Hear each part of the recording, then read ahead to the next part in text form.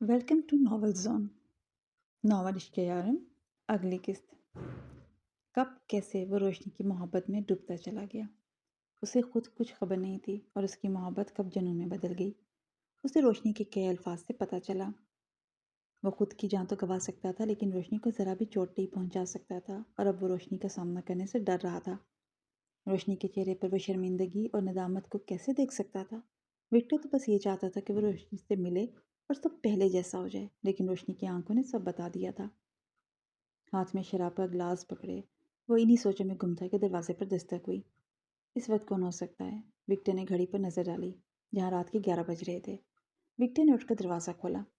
दरवाज़ा खोलते ही सामने ब्लैक कलर का लॉन्ग कोट पहने, सर्दी से ठठराते हुए हाथों के साथ विक्टर के सामने रोशनी खड़ी थी। रोशनी, तुम इतनी सर्दी में, वो भी इस वक्त। सब ठीक तो है ना। रोशनी को ऐसे देखकर विक्टर के दिमाग में जो सोचों का साया मंडला रहा था वो कहीं गायब हो गया। विक्टर को समझ नहीं आ रही थी कि वो रोशनी को कमरे के अंदर आने का कहे या बाहर लेकर जाए। मुझे बहुत सर्दी लग रही है। हीटर ऑन है क्या। रोशनी विक्टर की बातों का जवाब दिए बगैर कहती हुई जल्दी से अंदर आ गई। वो मैम। विक्टर कुछ बोल नहीं पाया। रोशनी हीटर के पास रखी कुर्सी पर जाकर बैठ गई। तुम्हें इस वक्त घर से नहीं निकलना चाहिए था। विक्टर कमरे का दरवाज़ा खुला छोड़े अंदर आकर रोशनी के सामने कुर्सी पर बैठ गया। हाँ, शायद। मुझे पता है मुझे नहीं आना चाहिए था, लेकिन अगर मैं अभी भी ना आती तो शायद बहुत देर हो जाती। और रोशनी बात करते हुए रुक गई। एक गहरी खामोशी कमरे में छा गई। विक्टर की नज़र में रोशनी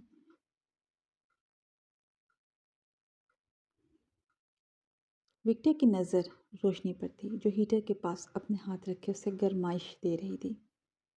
तुम अब भी नाराज़ हो मुझसे। रोशनी की बात करने पर विक्टर ने फ़ौरन अपनी आंखें रोशनी से हटा ली। नहीं, मैं नाराज़ नहीं हूँ, और ना मुझे इतना हक है कि नाराज़ हो सकूँ। विक्टर के जवाब ने जैसे रोशनी के अंदर करंट छोड़ दिया हो। रोशनी ने गहरा सांस लिया। वो हर तरह से खुद को तैयार करके आई थी, इसलिए खुद से वो कुछ नहीं कहना चाहती थी। बस उसे वो पहले वाला विक्टर चाहिए था। तुम्हें हक है कि तुम मुझसे नाराज़ हो जाओ, मुझ पर गुस्सा करो, मेरी नादानी पर मुझे डांटो, मैं कुछ नहीं कहूँगी। बस एक बात तुम मुझे इसके लिए माफ़ कर दो, जो मैं तुम्हें कह चुकी हूँ। मुझे कुछ समझ नहीं आई कि मैंने कैसे नाफे पर यकीन कर लिया। रोशनी के मुंह से नाफे का नाम सुनकर विक्टर, जो आंख के दरवाजे की तरफ किए हुए था, फौरन रोशनी की तरफ देखा। विक्टर के इस तरह रोशनी की तरफ देखने से रोशनी के चेहरे पर हल्की सी मुस्कुराहट आ गई। शुक्र है तुमने मेरी तरफ देखा, तो बस यही रास्ता था कि तुम मेरी तरफ देखते। रोशनी को इस बात का इल्म था कि विक्टर नाफे का नाम सुन नहीं पाएगा, और ज़रूर गुस्से से ही वो उसकी तरफ देखेगा। विक्टर रोशनी की आंखों में देख रहा था, जहाँ हल्की नमी थी। रोशनी, रात बहुत हो गई है, चलो मैं तुम्हें छोड़ आता हूँ। खुद को कंट्रोल करते हुए विक्टर कुर्सी से उठ गया। वो नहीं चाहता था कि वो रोशनी के साथ मजीद वक्त गुजारे, नहीं तो वो कमज़ोर पड़ जाता और फिर कहीं ना कहीं वो रोशनी को दुख में डाल देता। विक्टर के इस तरह उठने पर रोशनी फौरन विक्टर के सामने आ गई। रोशनी के दोनों हाथ विक्टर के बाजू पर थे। मुझे इतनी बड़ी सज़ा मत दो विक्टर। मैंने तुम्हें खतरे में डाला, हर बार खतरे में डाला तुम्हें। मेरी हिफाजत करनी पड़ी। इसके बावजूद मैंने कभी तुम्हें वो सिला नहीं दिया जिसके तुम हकदार थे, और ना मोहब्बत का एहसास दिलाया। लेकिन इसका मतलब ये नहीं था कि मैं तुमसे मोहब्बत नहीं करती थी। तुम ही वो पहली इंसान हो जिसने मेरे अंदर मोहब्बत का वो एहसास जलाया जिसको मैं दफन कर चुकी थी। रोशनी को बात करते हुए आंखों से आंसू के कतरे निकलकर उसके रुखसार पर गिर गए। कमरे में हीटर की गर्मी के बावजूद रोशनी ठंडी पड़ रही थी। रोशनी, प्लीज़ तुम घर जाओ, मैं तुम्हें छोड़ाता हूँ, हम सुबह बात कर लेंगे। विक्टर ने रोशनी के हाथ अपने बाजुओं से हटाते हुए अपने दोनों हाथों को रोशनी के कंधों पर रखा। विक्टर के इस जवाब पर रोशनी ने अपने आंसू हलक में उतारे और खुद को संभालते हुए विक्टर की तरफ देखा। सुबह के लिए अब कुछ नहीं बचा विक्टर। जो बात रात की गहराई में नहीं हो सकी, वो सुबह के उजाले में कैसे हो सकती है। ठीक है, मैं खुद चली जाऊंगी, जैसे आई थी। रोशनी ने विक्टर का हाथ पकड़ते हुए उसे अपने कंधे से अलग किया और बाहर गेट की तरफ जाने के लिए मुड़ गई। रोशनी का ठंडा हाथ विक्टर को छूते ही विक्टर का दिल जोर से धड़कने लगा। विक्टर को अपने वजूद से जान निकलते हुए महसूस हुई। वो वहीं साकत खड़े अपने हाथ को एक बार फिर देख रहा था, जहां अब भी रोशनी का हाथ नहीं था। इतने में रोशनी कमरे से बाहर जा चुकी थी। कमरे से बाहर निकलती रोशनी की आंखों से आंसुओं की बारिश शुरू हो गई। वो भागती हुई होटल से बाहर निकल रही थी। आज उसने सब कुछ खो दिया। वो खुद को एक अकेले परिंदे की तरह महसूस कर रही थी, जो रात के अंधेरे में अपने घर का रास्ता भूल गया। रोशनी सुनसान सड़क पर आंसू बहाते हुए चली जा रही थी जब किसी ने रोशनी को पीछे से आकर अपनी बाहों में भर लिया। विक्टर ने एक बार रोशनी को जाने दिया था, लेकिन इस बार वह ऐसा नहीं कर सका। अपनी मोहब्बत के हाथों मजबूर था वो। अब किसी कीमत पर रोशनी को नहीं खोना चाहता था। रोशनी के कमरे से निकलते ही विक्टर रोशनी के पीछे दौड़ा।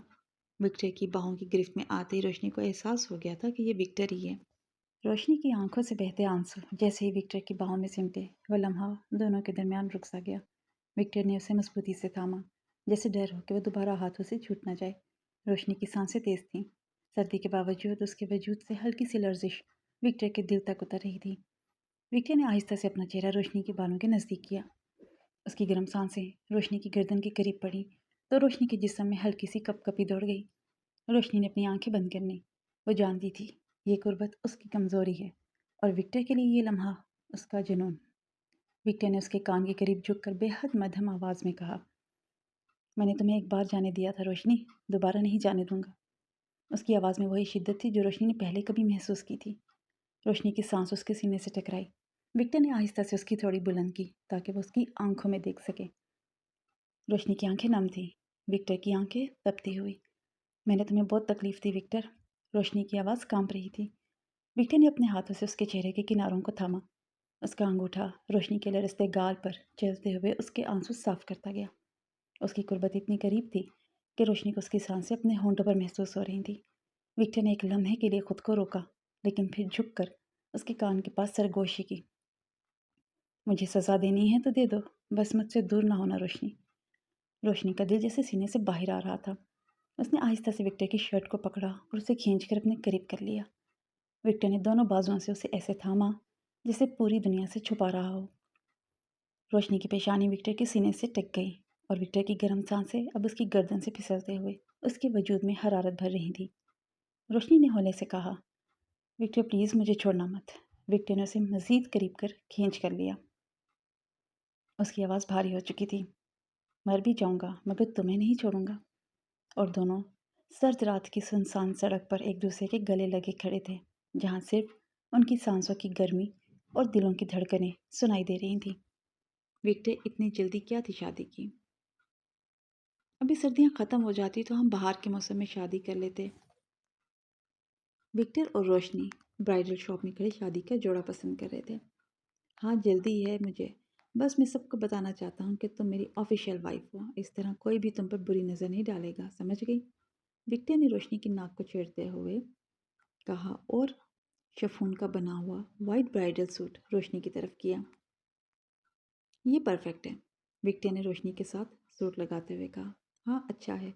रोशनी ने वही सूट को अपने साथ लगाते हुए शीशे में देखा। तुम दोनों की शॉपिंग मुकम्मल नहीं हुई क्या? रेयान जो हाथ में शॉपिंग बैग पकड़े शिजा के साथ शॉप में दाखिल हो रहा था, उसने कहा, हाँ बस ये सूट लेना था, वो ले लिया। रोशनी आओ तो मेरे साथ, अब बाकी का काम मेरा है, शीज़ा ने रोशनी का हाथ थामते हुए कहा। रोशनी ने विक्टर से शीज़ा के बारे में कुछ नहीं पूछा। वो नहीं चाहती थी कि जो कुछ ठीक हुआ है वो फिर ख़राब हो जाए। अच्छा तो तुम अब चली जाओगी? विक्टर ने रोशनी की तरफ देखते हुए कहा। क्या मतलब विक्टर? कुछ घंटों की तो बात है, फिर तुम दोनों साथ में ही तो होगे, शीज़ा ने मुस्कुराते हुए विक्टर को कहा। हाँ हाँ पता है, मैं तो मजाक कर रहा था, शीज़ा को जवाब देते हुए विक्टर हंस पड़ा। शीज़ा ने रोशनी का हाथ पकड़ते हुए बाहर जाने के लिए मुड़ गई। हाँ विक्टर, वो रोशनी की डिमांड थी शादी से पहले। शीज़ा की बात पर विक्टर ने रेयान की तरफ देखा। मुझे नहीं पता, बीच में रेयान ने कंधे उचकाते हुए कहा। क्या डिमांड है? विक्टर जो पहले हंस रहा था एकदम संजीदा हो गया। वो रोशनी की डिमांड है कि तुम निकाह से पहले अपने ये लंबे लंबे बाल कटवा दो। शीज़ा बात करते हुए हंस पड़ी। शीज़ा की बात सुनकर जैसे विक्टर की जान में जान आ गई हो। ओह अच्छा, मैं तो डर गया था। ओके, जो हुक्म आपका, विक्टर रोशनी की तरफ थोड़ा झुक कर बोला। विक्टर की इस हरकत पर चारों के चेहरों पर मुस्कुराहट आ गई। शादी की तकरीब एक क्रूज़ में रखी गई थी। पूरी क्रूज़ को सफ़ेद फूलों से सजाया गया था जो रोशनी की पसंद के थे। मेहमानों के आने में अभी वक्त था।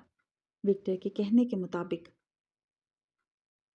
मेहमानों के आने से पहले वो रोशनी के साथ इस क्रूज़ पर कुछ वक्त अकेले गुजारना चाहता था। तेज़ चलती हुई हवा में फूलों की महक आ रही थी। जब रोशनी अपना सफ़ेद लॉन्ग गाउन पहने, हाथ में सफ़ेद रंग का पर्स पहने चलती हुई विक्टर के पास आ रही थी। वो इस वक्त किसी परी से कम नहीं लग रही थी। सूरज की रोशनी आहिस्ता आहिस्ता ढल रही थी और साथ ही रोशनी के चेहरे की रोशनी पूरी क्रूज को रोशन कर रही थी। विक्टर रोशनी को टिकटिकी बांधे देख रहा था। रोशनी चलती हुई विक्टर के पास आई। वो ब्लैक कलर के 3 पीस सूट में खड़ा रोशनी का इंतजार कर रहा था। रोशनी ने विक्टर के पास आते ही मुस्कुराकर उसकी तरफ देखा। अच्छे लग रहे हो तुम शॉर्ट बालों में, रोशनी ने विक्टर के बाल देखते हुए कहा। और तुम भी किसी परी से कम नहीं लग रही। मैं बहुत खुश नसीब हूँ कि तुम मेरी ज़िंदगी में आई। विक्टर ने आगे बढ़कर रोशनी के हाथों को अपने हाथों में थाम लिया। रोशनी, आज के इस ख़ास दिन को मैं तुमसे ये वादा करता हूँ कि तुम्हें कभी खुद से अलग नहीं होने दूंगा और ना कभी तुम्हारी आंखों में। अभी विक्टर की बात मुकम्मल ही नहीं हुई थी कि क्रूज़ में ज़ोर के धमाके की आवाज़ आई और देखते ही देखते आग ने पूरी क्रूज़ को अपनी लपेट में ले लिया।